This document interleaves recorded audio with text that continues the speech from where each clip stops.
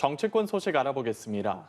재보궐선거에서 텃밭 지키기에 성공한 국민의힘 한동훈 대표가 김건희 여사 문제를 고리로 대통령실을 향해 작심 발언을 했습니다. 친윤계에선 비판의 목소리가 나왔는데요. 관련 내용 취재기자 연결해서 알아보겠습니다. 신현정 기자.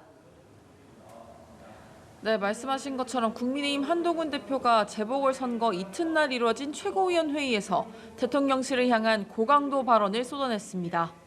우선 선거 결과를 두고 온 유권자들이 변화와 쇄신을 위한 마지막 기회를 줬다며 김 여사 문제를 공개적으로 언급했는데요.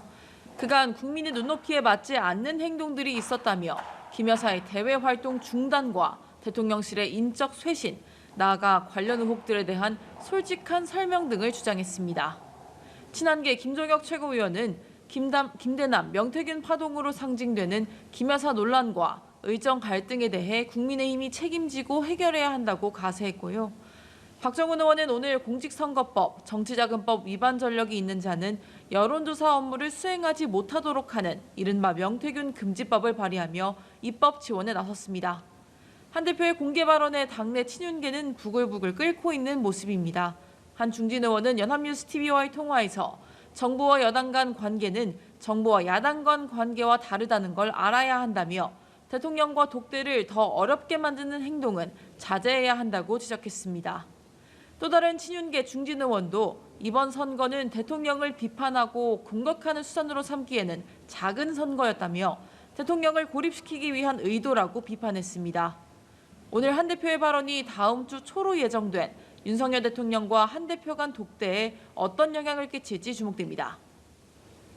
네, 어제 재보궐선거 결과에 따른 더불어민주당의 반응은 어떤지 전해주시죠. 김 여사 특검법도 재발이 됐네요.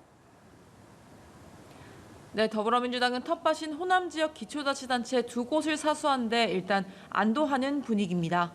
이재명 대표는 국민의 선택을 존중하고 그 의미를 잘 새기겠다고 평가했습니다.